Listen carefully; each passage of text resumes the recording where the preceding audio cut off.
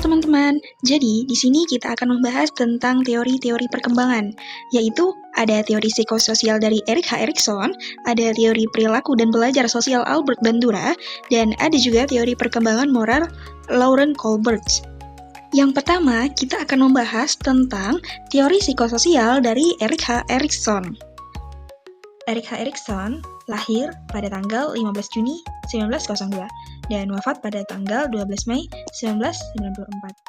Beliau adalah tokoh yang legend banget di psikolog. Erikson ini adalah psikolog asal Jerman yang digolongkan sebagai Freudian atau yang sepaham dengan Freud. Ya, dengan demikian, Erikson ini termasuk dalam mazhab psikoanalisis. Memang Erikson sendiri belajar psikoanalisis, dia belajar di Institut Psikoanalisis di bawah bimbingan Anna Freud, anaknya dari Sigmund Freud. Bedanya adalah kalau Erikson ini pemikirannya nggak sekedar diri sendiri. Kalau psikoanalisis itu kan sangat bergantung pada ID, ego, superego, internal diri. Itu kan merupakan internal diri. Nah, kalau Erikson ini, ia meluaskan pemikiran tentang psikoanalisis, dia juga mempertimbangkan masyarakat dan kebudayaan. Yang paling populer dari teorinya Erikson ini adalah 8 tahap perkembangan psikososial. 8 tahap perkembangan ini menggambarkan kehidupan manusia dari bayi sampai manula. Manusia lanjut usia. Kita akan membahas satu persatu. Setiap tahap kita menghadapi kebutuhan yang berbeda-beda, memiliki pertanyaan baru, dan bertemu orang mempengaruhi perilaku dan pembelajaran kita. Yang masing-masing pada tahap tersebut ditandai oleh konflik atau krisis yang harus diselesaikan individu untuk berkembang dengan sehat. Teori ini menekankan bahwa setiap tahap harus diselesaikan dengan baik agar perkembangan individu berjalan optimal. Konflik yang tidak terselesaikan pada tahap sebelumnya dapat mempengaruhi perkembangan pada tahap-tahap berikutnya. Tahap 1, yaitu kepercayaan versus ketidakpercayaan, yang terjadi pada bayi dari lahir sampai usia 18 bulan. Kita bayangkan bahwa bayi yang baru lahir, dia tidak bisa apa-apa, tapi kebutuhannya sangat banyak. Mereka perlu makan, mereka juga perlu tidur yang nyenyak, dan mereka juga butuh perhatian dari pengasuh. Yang mana pada saat ini, bayi sangat bergantung pada pengasuhnya. Bisa nggak pengasuhnya memenuhi kebutuhan bayi itu? Kalau bisa, maka perasaan bayi itu muncul yang namanya kepercayaan. Dimulai bahwa bayi percaya kepada pengasuhnya, bahwa pengasuhnya akan memenuhi kebutuhannya, makan, tidur, perhatian, dan lain-lain. Kalau tidak bisa, maka akan muncul rasa tidak nyaman atau ketidakpercayaan. Tahap kedua, tahap perkembangannya adalah kemandirian versus rasa malu dan ragu. Usianya dimulai dari 18 bulan sampai 3 tahun. Nah, pada saat ini, anak mulai ingin melakukan sesuatu sendiri, seperti makan atau memakai baju. Dan pada usia ini juga, anak mencoba untuk toilet training, karena mencoba mengontrol dirinya. Nah, contohnya seperti, jika orang tua memberi kesempatan anak untuk belajar sendiri, ia akan merasa mandiri. Tapi kalau terus dilarang atau dimarahi, anak bisa tumbuh dengan rasa malu dan ragu pada kemampuan dirinya. Nah, tadi toilet training. Sekali-kali anak mungkin kebablasan akan BAB atau buang air kecil tidak pada tempatnya. Nah, kita sebagai pengasuh jangan langsung memarahi anak tersebut. Nanti dia akan menjadi rasa malu, sehingga dia memikirkan atau pemikiran dirinya bahwa dia tidak bisa mandiri. Tahap ketiga yaitu inisiatif versus rasa bersalah. Ini tahapan usia prasekolah, yaitu 3-6 tahun. Nah, pada saat ini, anak mulai punya banyak ide dan ingin mencoba hal-hal baru. Misalnya, seperti menggambar, tetapi dia menggambarnya di dinding. Nah, maka pada saat itu orang tua jangan langsung memarahi, tapi dihadapi dengan sabar, diarahkan bahwa tidak boleh menggambar di dinding. Atau, selesai menggambar, harus diberesin lagi, jangan dibiarkan berserakan atau berantakan. Nah, dari situ anak akan berani berinisiatif, tidak merasa bersalah. Kalau kita langsung marahi, maka anak akan merasa bahwa inisiatifnya itu salah, maka dia akan merasa rasa ragu, takut mencoba hal baru, dan dia menjadi orang yang rasa bersalah. Tahap keempat yaitu tahap ketekunan versus inferioritas atau rendah diri. Pada tahap ini adalah masa usia sekolah, awal sekolah, usia 6-12 tahun. Nah, pada saat ini kan anak sudah mulai sekolah dan belajar bekerja keras untuk mencapai sesuatu. Misalnya, anak mulai merasa ada tuntutan atau kewajiban dari sekolah seperti PR maupun ujian. Nah, jika usahanya dihargai, seperti dipuji karena rajin belajar, dia akan menjadi anak yang tekun. Tapi kalau sering dibandingkan atau diremehkan, ia bisa merasa rendah diri atau inferioritas. Tahap kelima, tugas perkembangannya adalah identitas versus kekacauan identitas. Ini memasuki usia remaja, yaitu 12 sampai 18 tahun. Nah, pada masa ini remaja mulai mengalami pencarian jati diri. Di sini mereka mulai memahami minat, bakat, hingga prinsip hidup mereka atau value mereka. Nah, tugas pendidik atau orang tua mengarahkan mereka untuk mencari pencarian jati diri mereka, bukan dihalang-halangi atau dimatikan minat bakatnya. Nah, karena bila mereka berhasil melewati proses pencarian jati diri, maka akan terjadi pembentukan identitas. Kalau tidak, dia akan kebingungan identitas. Aku maunya ini, tapi orang tuaku memilih ini. Maka kita sebagai orang tua harus mengarahkannya dan membantu mereka untuk mencari jati diri mereka. Tahap keenam, yaitu tahap perkembangannya adalah keintiman versus kesendirian. Merupakan usia dewasa awal, yaitu usia 18 sampai 14 tahun. Nah, pada masa ini, di mana individu mulai belajar memutuskan siapa yang akan menjadi orang-orang terdekatnya, siapa yang akan menjadi ada di dalam hidupnya, atau berpasangan, termasuk mencari pasangan hidup. Nah, pada saat remaja, dia berteman dengan siapa saja, tapi ketika sudah dewasa, dia akan memutuskan siapa saja yang menjadi teman terdekatnya. Pada tahap ini, belajar membentuk hubungan interpersonal yang mendalam, termasuk membaurkan dua identitas ke dalam satu hubungan. Pada tahap kelima tadi, adalah membentuk identitas. Nah, pada saat ini, tahap 6 ini adalah menggabungkan dua identitas. Di mana titik temunya? Nah, artinya itu mencari pasangan hidup. Bila mereka berhasil, maka akan terbentuk perkembangan keintiman. Kalau gagal, maka akan terjadi kesendirian. Siapa teman dekatku? Tahap 7, tahap perkembangannya adalah generativitas versus stagnasi, yaitu pada masa dewasa tengah. Usianya adalah 40 sampai 65 tahun. Pada tahap ini, di mana individu ingin berkontribusi untuk masyarakat. Masyarakat di sini bukan hanya negara atau kota, tapi keluarganya, yaitu atau generasi berikutnya. Yang mana pada tahap ini, individu-individu tersebut sudah mapan. Nah, misalnya, seorang guru yang bersemangat mendidik muridnya menunjukkan generativitas atau kepedulian terhadap masa depan. Tapi kalau merasa hidupnya monoton dan tidak berarti, atau merasa belum memberikan kontribusi untuk masyarakat, yaitu keluarganya, akan merasa jatuh kepada stagnasi, belum bisa memberikan kontribusi apa-apa. Tahap perkembangan terakhir, yaitu tahap 8, tahap perkembangannya adalah integritas versus keputusasaan. Nah, pada tahap ini, individu sudah mulai tidak banyak beraktivitas karena keterbatasan fisik juga.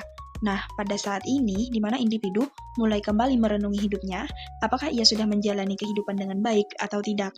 Nah, kalau individu merasa telah menjalani hidup dengan baik, akan memunculkan rasa damai dan kepuasan hati, yaitu integritas. Nah, bila tidak, maka akan merasakan penyesalan atau keputusasaan bahwa hidup ini akan berakhir tanpa dijalani dengan baik. Teori perkembangan yang mau kita bahas selanjutnya adalah teori perilaku dan belajar sosial ala Albert Bandura, atau disebut dengan Social Learning Theory. Albert Bandura lahir pada tahun 1925 dan wafat tahun 2021. Beliau adalah salah satu tokoh psikologi yang legend. Beliau adalah Profesor Emeritus di Stanford University. Nah, beliau adalah pencetus Social Learning Theory atau teori pembelajaran sosial. Dan seperti yang sudah saya sebutkan, adalah beliau tokoh psikologi yang legend. Kenapa? Karena beliau berada pada urutan keempat sebagai tokoh psikologi yang paling sering dikutip. Albert Bandura adalah seorang psikologi yang mengembangkan teori belajar sosial, Social Learning Theory. Teori ini menjelaskan bahwa manusia belajar tidak hanya dari pengalaman langsung, tetapi juga dari mengamati perilaku orang lain. Artinya, seseorang dapat belajar dengan melihat, meniru, dan menilai tindakan orang lain, serta akibat yang muncul dari tindakan tersebut. Yang mana salah satu yang paling terkenal dalam teori ini adalah Bandura mengembangkan teori tersebut dengan eksperimen Bobodol. Dalam eksperimen Bobodol ini, anak berada dalam sebuah ruangan yang mana perilaku orang dewasa agresif kepada bobodol tersebut. Nah, pada suatu hari, anak berada di dalam suatu ruangan yang ada dengan bobodol tersebut, maka anak meniru perilaku orang dewasa yang agresif itu. Maka dari itu, anak mengikuti perilaku orang dewasa, yang mana belajar bukan hanya sekedar dari pengalaman, tapi juga dari melihat dan meniru perilaku orang lain. Ada 6 faktor yang menentukan atau membuat seseorang mau belajar dari orang itu. Pertanyaannya, apa sih yang membuat kita belajar dari orang itu? Jadi kita kembali lagi bahwa social learning theory itu berbunyi, kita itu belajar dengan mengamati perilaku orang lain. Kita bersosialisasi sehari-hari, tiap orang berperilaku tertentu, mengambil sikap tertentu, kemudian kita mengadopsi perilaku atau sikap tersebut kepada diri kita.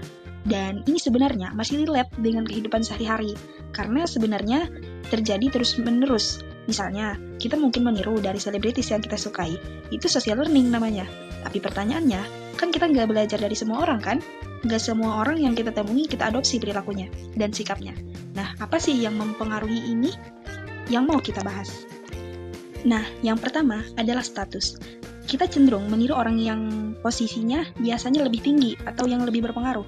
Karena pada dasarnya, setiap orang pasti ingin setingkat lebih tinggi pada dirinya sekarang.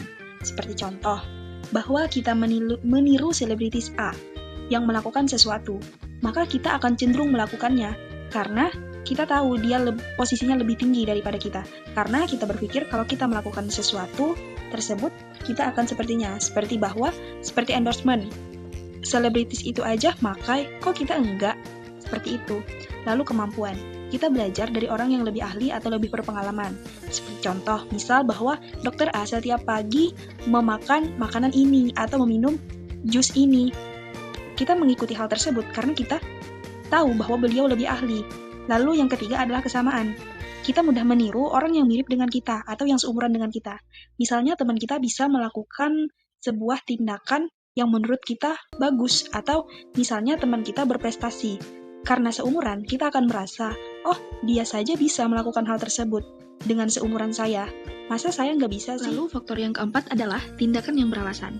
Meskipun kita melihat status, kompetensi, dan kesamaannya, tapi kalau tindakannya nggak beralasan, kita juga nggak akan ikutan sih. Yang kelima, konsekuensi juga patut dipertimbangkan. Kita melihat orang itu berperilaku tertentu, tapi setelah dia melakukan itu, dia mendapat konsekuensi yang tidak menyenangkan. Misal kita melihat idola kita melakukan sebuah tindakan meloncat dari pagar, dan setelah itu dia dihujat oleh netizen. Nah, dari sana mungkin kita nggak seperti itu, kita tidak melakukan itu.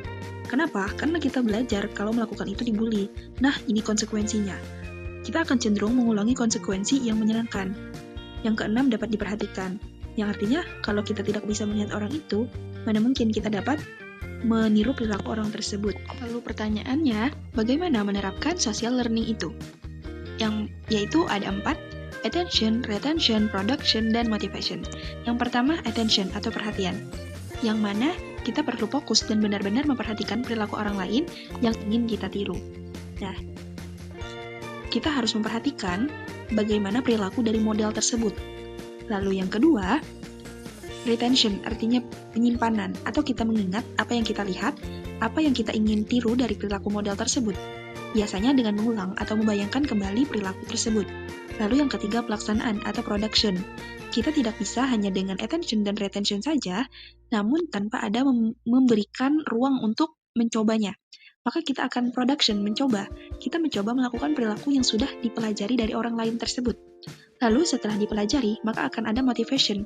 Artinya kita akan lebih memberi semangat atau memberi dorongan seperti pujian, hadiah, atau melihat hasil positif dari perilaku ini. Seperti contoh, misal kita ingin menerapkan agar anak senang membaca di usia SD. Maka kita akan menerapkan 4 ini. Yang pertama perhatian. Misalnya kita lihatkan, kita putarkan video dengan faktor kesamaan misalnya. Oh, anak seumuran kamu senang membaca loh, misalnya, atau faktor status. Oh, yang selebritis yang terkenal di kalangan anak-anak. Oh, selebritis ini juga senang membaca loh. Lalu yang kedua menyimpan atau retention, mengingatkan apa yang sudah kita tampilkan videonya tadi. Misalnya, ketika anak lagi bermain atau apa, presiden ini suka membaca loh. Belajar agar kita pintar juga seperti beliau. Lalu yang ketiga, kita akan memberikan ruang kepada anak tersebut untuk melaksanakan atau melakukan yang kita sudah attention dan retention tadi. Seperti misalnya kita ajak ke perpustakaan, bawa ke buku-buku yang dia senangi. Lalu ulang lagi bahwa Presiden A sedang membaca loh, belajar juga agar kita seperti beliau. Lalu setelah anak menerapkan hal tersebut, maka kita akan beri motivasi bahwa kita beri hadiah karena dia sudah bisa membaca.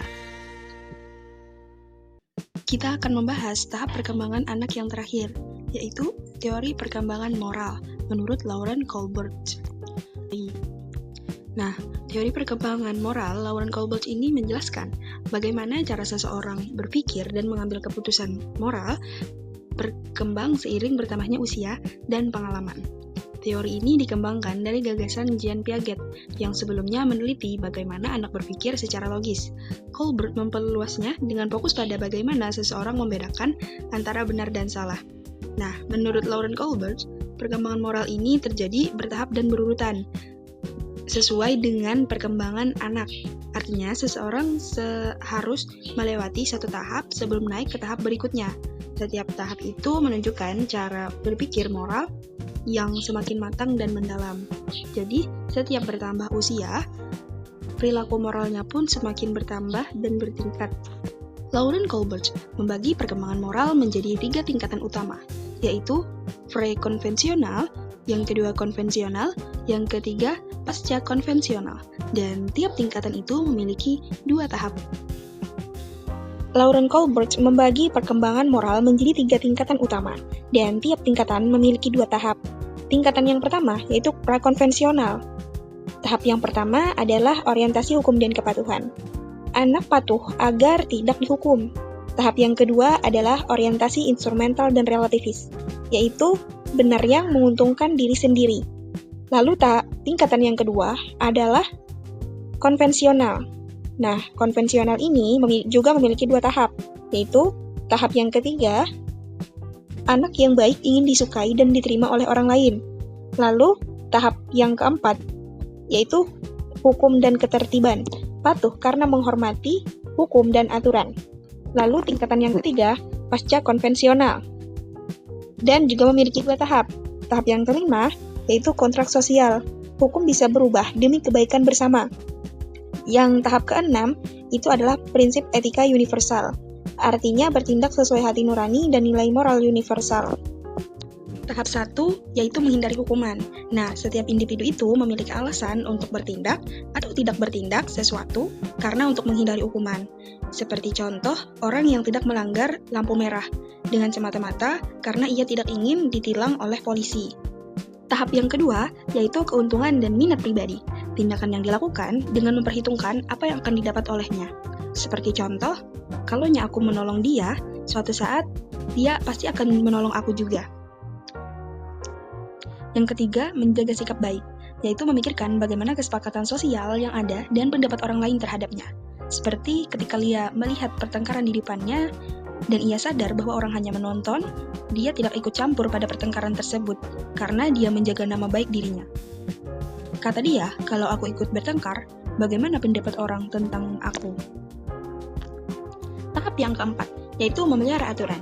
Jika peraturan tidak ada yang mematuhinya, maka keadaan akan menjadi kacau, karena peraturan harus selalu dipatuhi. Seperti contoh, ketika guru melihat kelompok tersebut berkelahi, guru langsung turun tangan dan berkata, berhenti, dilarang berkelahi di sekolah. Dia merasa penting mengikuti peraturan. Jika tidak, maka akan terjadi kekacauan. Dia merasa sudah menjadi tugasnya untuk menegakkan aturan yang menopang berfungsinya masyarakat. Tahap yang kelima, kontrak sosial. Artinya, memahami aturan sebagai kontrak sosial bukan tatanan yang ketat. Yanto yang memperhatikan dari jauh tidak yakin bagaimana perasaannya tentang hal ini. Baginya, aturan hanya masuk akal jika memiliki tujuan yang jelas. Jelas sekali aturan sekolah melarang perkelahian, tetapi mungkin Tom akhirnya pantas dapat pelajaran. Baru kemarin ia meninju seorang gadis muda kelas 1. Ia bertanya pada dirinya sendiri, apakah peraturan benar-benar bermanfaat bagi seluruh anggota masyarakat? Tahap yang keenam, tahap yang paling tinggi, yaitu prinsip etika universal. Artinya kita dipandu oleh prinsip-prinsip etika universal. Semua yang terlibat kini harus menghadap ke kepala sekolah.